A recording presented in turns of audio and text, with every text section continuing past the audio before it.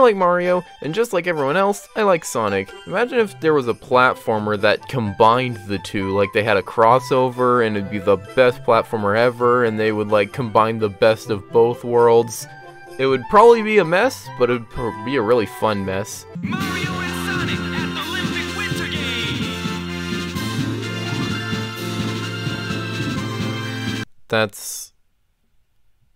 That's not really what I wanted. Has this ever happened to you? I'm not even going to pretend that's a question. This was everybody's reaction. What would you do if you were given the ability to make a crossover between two platforming juggernauts? Well, obviously the first thing you would do is make a sports minigame collection about the Olympics. I think we skipped a few steps. A sports minigame collection isn't the first thing I would think of for a crossover, it's more like the 10th thing. And sure, it does make sense. Mario and Sonic have both been exposed to sports of some sort, so yeah, it makes sense to put them in a sports minigame collection, why not? It's not the first thing you would do though, and a lot of people say the same thing. Why does this exist? I mean, just imagine what it would be like if Sonic was in like a Mario platformer. Okay, never mind, we got the good ending. Even though this is sort of a perplexing choice to do for a crossover, the games are pretty decently fun, and they're good time wasters, especially the 3DS versions. And that's why I'm here today, because today we're going to be talking about Mario and Sonic at the Olympic Winter Games. This is a classic childhood game that I spent a lot of time on during long road trips, and today I just want to talk about it and spread Christmas joy by talking about how much joy I felt by playing this. I don't know where I'm taking this sentence, but I'm going to talk about Mario and Sonic at the Olympic Winter Games for DS. Not going to be talking about the Wii version, though I may do it at the very end. We'll see. But anyways, that's everything I have to say for this intro, so please fade to black. I don't know where to take this anymore. It's just Mario and Sonic at the Olympic Winter Games begins just before the Olympic Games start, when all of a sudden, Eggman and Bowser show up. Oh, hey, what are they doing? Oh, Bowser just burnt down Vancouver. After Bowser burns down all of the snow everywhere, Eggman then calls upon the snow spirits so he can trap them, which he successfully does. And now, with the snow spirits' power, they can host their own Olympic Games. They could have just asked to join. I'm sure Mario and Sonic would have said yeah. Anyway, Mario and Sonic come back to notice that all the snow is gone. Bowser eated it all. Then suddenly a snow spirit appears called Frosty, who recovers a little bit of the snow in a little chunk of Vancouver so that they can go and do Olympic Games to save the other snow spirits. Now you may be asking yourself, well, what are the snow spirits?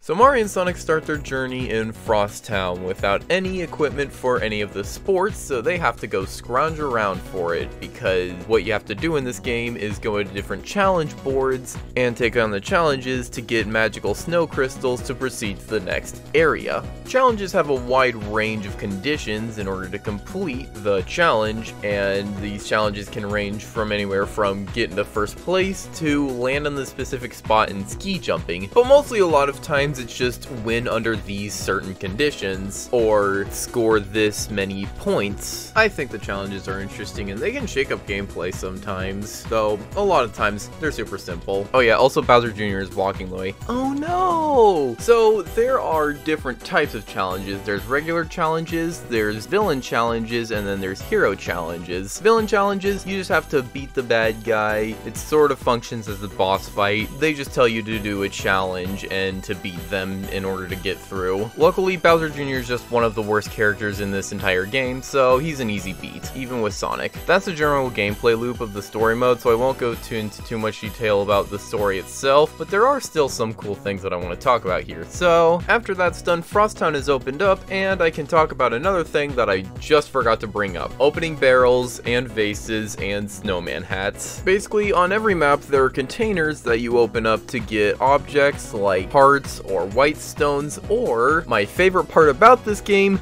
the news briefs. Not exactly sure why they're called news briefs, as they're just little pieces of trivia and factoids about the Mario series or Sonic series. These facts can range from semi-unknown, unless you're invested like Tails' name, all the way to, did you know that Yoshi has a red shell on his back?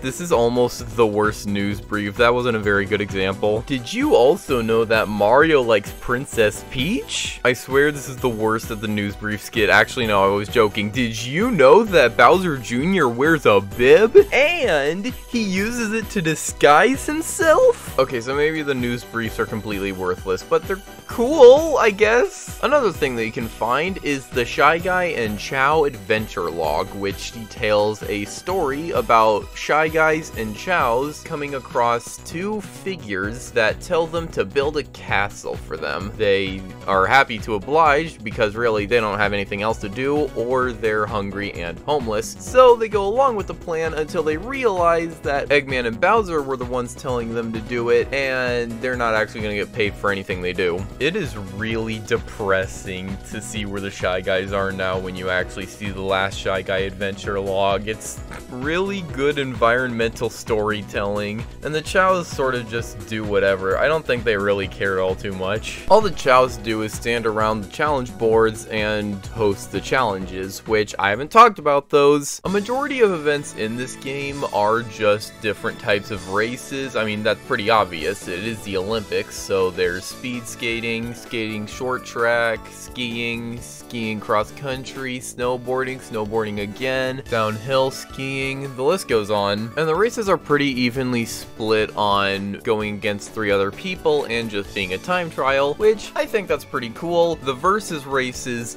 can be very annoying, especially since this game introduces items into the events, at least on the Dream event side, and I cannot tell you how annoying it is to get blue shells in my snowboarding event. And also all of the race events control completely differently.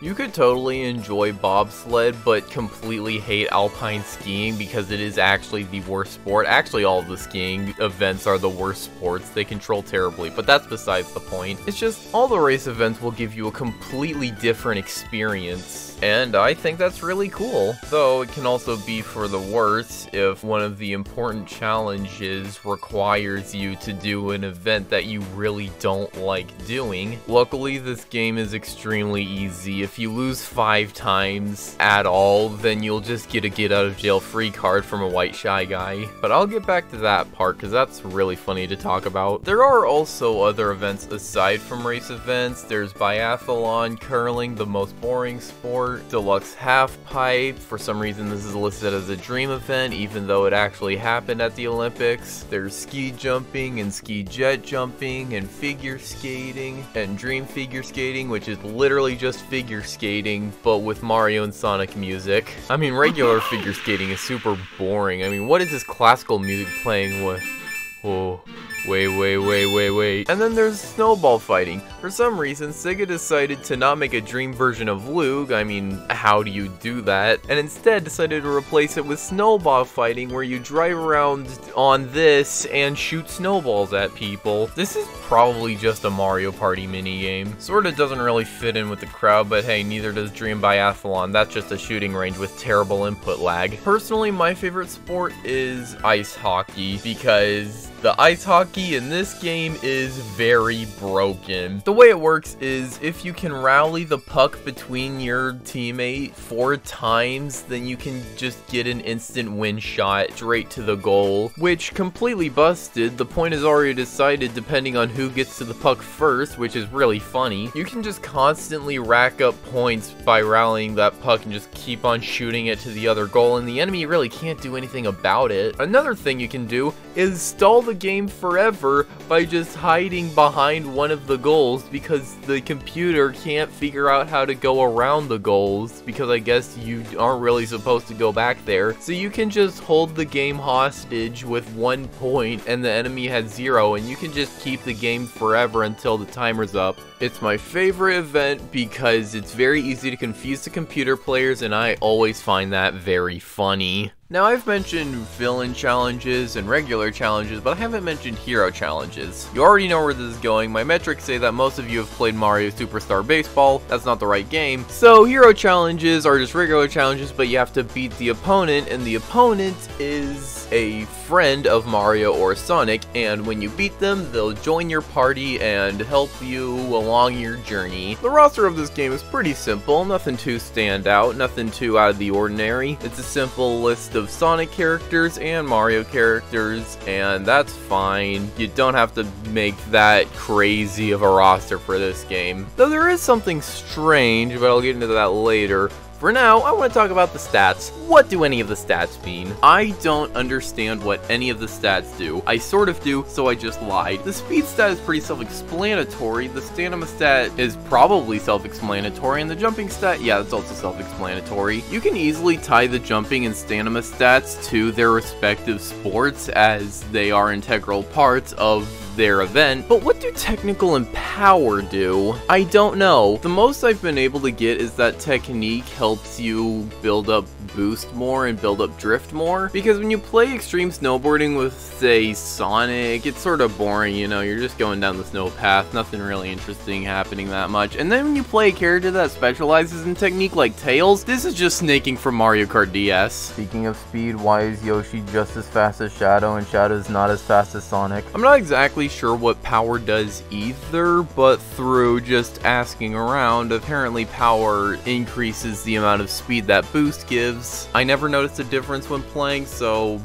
I don't know. One other thing about the roster that I also want to bring up, when doing regular single player events, you're shown every character that you can play, including Bowser and Eggman and Bowser Jr. and Metal Sonic, which aren't playable in the regular story mode, but also in the story mode, Dry Bones, Dry Bowser, Jet, Eggman, no last name given, Rouge and Omega all also play against you, and they are characters that can play. They are shown in their respective sports that you play them against in. Why are they not playable? This is a very strange thing for them to not be playable at all. They're just only played against in one sport, in the sport that they challenge you in, which I find weird because they're already in the games themselves and they probably already have stats, so why aren't they in the roster and why can't you play as them? Maybe because they don't have all of the animations for all of the sports, but I still really want to play Omega. Please just let me play Omega. It could also be the roster would just be imbalanced if those characters were added, because every skill set has their own category and then there's all-rounder, and all the categories take up the same amount of slots. I still think it would be cool to see how they play, and I still want to see how they play. I want to use Omega, please. Another cool thing that the unlockable characters can help you do is literally beat the game, because it's impossible to get through certain areas without using a character. This is because of mini-games. There's actual mini-games in this, and every unlockable character has their own mini-game that they do, where they use their own talents to help get through a specific area. These mini-games range from simple press the button at the right time, to tap the thing at the right time, to tap the thing at the right time, to blow into your mic.